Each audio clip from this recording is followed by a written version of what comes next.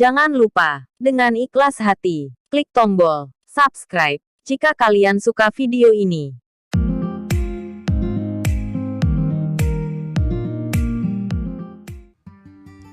Setiap petani walet mungkin pernah memetik sarang bakpao di dalam RBW-nya. Ya, seperti namanya, sarang bakpao merupakan sarang walet yang berukuran tebal dengan bentuk lebih besar dari ukuran sarang pada umumnya. Sarang bakpao juga memiliki beban yang lebih berat jika dibanding dengan sarang walet pada ukuran normal. Ironisnya, meskipun berat, namun harga yang ditawarkan relatif lebih murah. Hal ini dikarenakan sarang bakpao memiliki warna yang sudah kusam akibat terkontaminasi oleh amoniak karena terlalu lama berada di dalam RBW, sehingga sarang walet menjadi kotor dan mempengaruhi harga jual. Pada dasarnya, sarang bakpao terbentuk dari proses pembuatan sarang yang berlapis. Jika sarang tidak dipanen, burung walet yang telah menetaskan telur mengerami lalu mengasuh anaknya hingga bisa terbang, selang beberapa waktu akan kembali meletakkan telur selanjutnya ke dalam sarang untuk kembali berkembang biak. Burung walet cenderung akan menggunakan sarang yang sudah ada untuk kembali digunakan sebagai tempat berkembang biak. Indukan walet melapisi kembali permukaan sarangnya dengan tambahan air liur untuk meletakkan telur selanjutnya. Proses ini dilakukan secara berulang dan terus-menerus selama sarang tidak dipanen, sehingga wajar jika pada akhirnya sarang lama-kelamaan akan menjadi tebal dan menumpuk. Fenomena ini sebenarnya merupakan hal yang bisa sangat menguntungkan bagi burung walet, karena burung walet tidak perlu lagi membuat sarang dari awal ketika akan bertelur. Indukan hanya tinggal menambah lapisan sarang untuk persiapan mengerami telur dan merawat anakan, sehingga beban kewajiban induk walet dalam membangun sarang ke depannya tidak terlalu berat, khususnya dalam hal memproduksi air liur.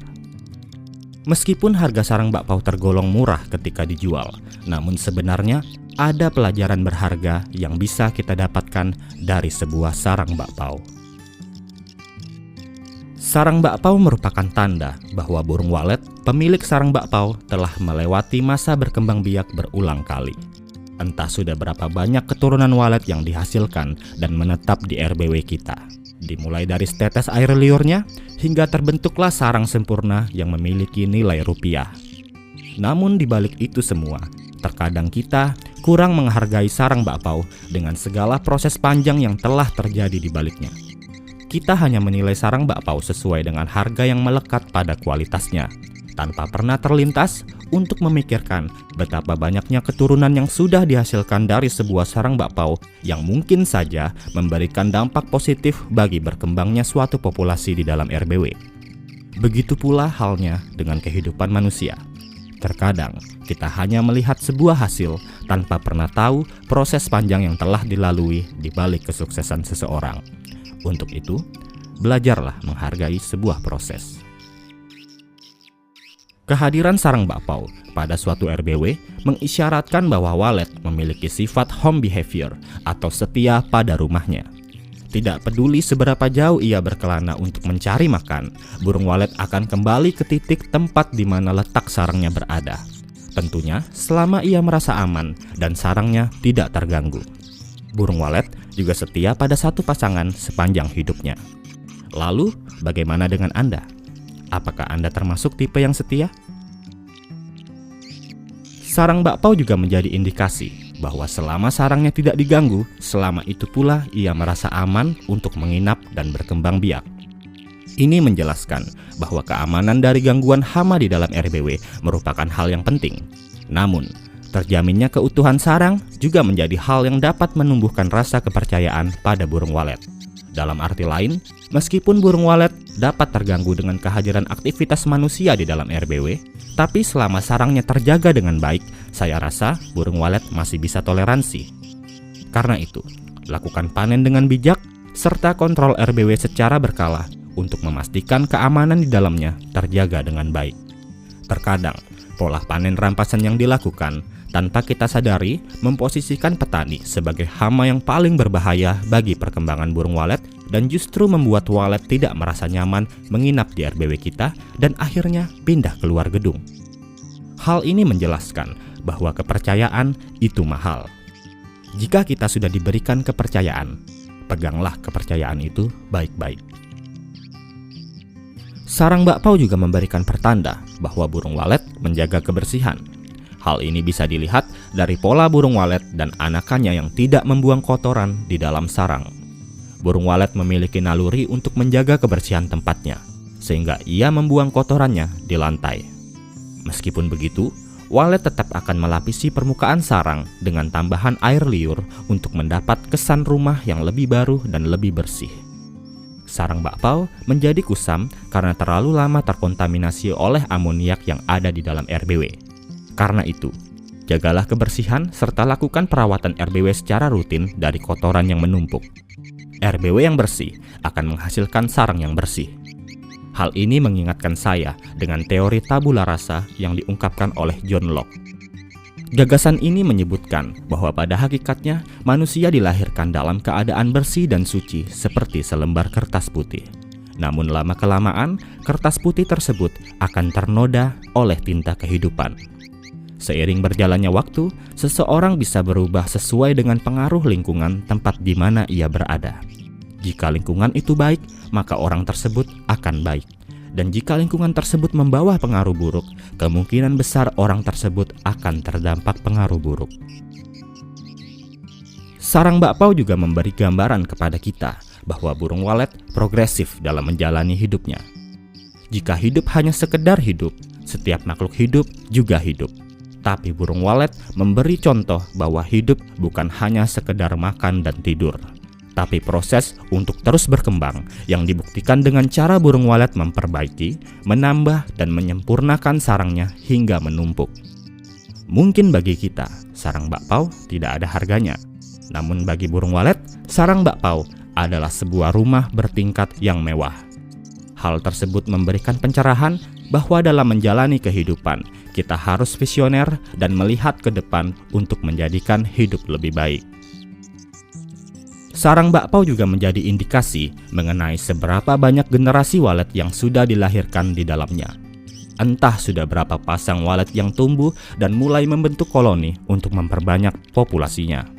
Populasi yang meningkat akan berdampak bagi keamanan koloninya. Dimulai dari seekor piyik, lalu kemudian menjadi dewasa dan berproduksi menghasilkan anakan secara turun-temurun dan lama-kelamaan akan membentuk sebuah koloni. Ini juga merupakan pelajaran yang patut dicontoh oleh manusia, bahwa dalam menjalani hidup, kita harus melalui proses untuk terus maju dan berkembang, bukan hanya untuk memenuhi kepentingan diri sendiri, namun juga membangun relasi dan menjalin hubungan yang baik dalam kehidupan sosial dan kehidupan bermasyarakat. Meskipun sarang bakpao memiliki harga yang relatif murah, namun jika dijual akan tetap laku, bukan? Hal tersebut mengisyaratkan bahwa bagaimanapun bentuk dan kualitas sarang bakpao, sedikit banyaknya juga akan memberikan nilai manfaat yang baik jika diolah secara benar. Begitu juga dengan ilmu. Apapun ilmu yang kita dapat, dari siapapun itu berasal, kita harus mampu untuk mencerna dan mengambil sisi positif dari apa yang telah sampai kepada kita. Apa yang baik, kita simpan. Apa yang kurang baik, kita jadikan sebagai komparasi. Jangan dibuang, karena tidak ada ilmu yang tidak bermanfaat. Yang ada hanyalah pemahaman baru yang menjadikan kita untuk lebih kritis dalam berpikir dan lebih dewasa dalam bertindak. Tentu banyak hal yang bisa menjadi sebuah pelajaran berharga di dalam kehidupan ini. Bahkan kita dapat memetik hikmah tersirat dari sebuah sarang bakpao. Namun sayangnya, kehadiran sarang bakpao yang sebenarnya baik bagi burung walet justru dinilai tidak menguntungkan bagi sebagian besar petani sebagai tuan rumah pemilik RBW. Terlebih jika petani tahu bahwa sarang bakpao memiliki harga yang murah, sehingga seringkali setiap sarang yang baru digunakan untuk satu kali menetaskan telur akan langsung diambil petani agar mendapat harga yang lebih baik, sekaligus menghindari potensi terbentuknya sarang bakpao. Ya, ada hukum timbal balik di sini. Ini juga yang menjadi salah satu kekurangan sifat manusia.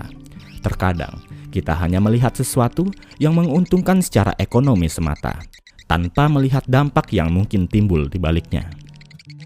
Jika hidup hanya sebatas mengejar materi, tidak akan tercipta rasa cinta, rindu, dan kasih sayang di antara kita. Namun pada akhirnya, hukum timbal balik tetap akan berlaku. Apa yang kita tanam, itulah yang kita petik. Dan apa yang kita petik, itulah yang kita dapatkan. Tinggal bagaimana masing-masing kita menilainya. Namun yang masih menjadi pertanyaan, mengapa bentuk sarang mempengaruhi harga jual sarang? Apakah bentuk sarang berkorelasi dengan manfaat yang dihasilkan? Apakah warna sarang mempengaruhi efek khasiat ketika dikonsumsi? Apakah sarang mangkok memiliki manfaat dan khasiat yang lebih baik daripada sarang sudut?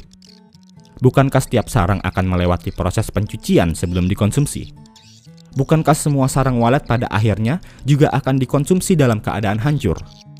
Lantas, mengapa sarang mangkok lebih mahal daripada sarang sudut? Mengapa sarang bakpao relatif lebih murah dari sarang yang lain? Jika sarang patahan itu tergolong yang paling murah, kenapa masih tetap laku dijual? Apakah ada perbedaan yang signifikan dalam proses pencucian serta manfaat yang dihasilkan? Apa alat ukur yang digunakan untuk menilai sebuah kualitas sarang? Sejauh apa literatur dan riset yang dapat diberikan tentang efek dan khasiat sarang walet? Atau mungkinkah semua ini merupakan monopoli perdagangan semata? Dan tentunya, masih banyak pertanyaan-pertanyaan lain yang perlu dijawab dalam bidang budidaya walet, yang sebagian besarnya masih menjadi sebuah tanda tanya. Lalu, apakah pertanyaan-pertanyaan ini memang penting untuk dijawab? Jika berkenan, silahkan bagikan pendapat Anda di kolom komentar untuk dapat memberi pengetahuan baru serta memperluas wawasan bagi petani walet lainnya, khususnya dalam memperkaya materi dan pembahasan yang dikaji dalam channel ini. Demikian video mengenai sarang bakpao burung walet. Semoga bermanfaat dan dapat menjadi tambahan referensi untuk kita semua, khususnya dalam bidang usaha budidaya burung walet.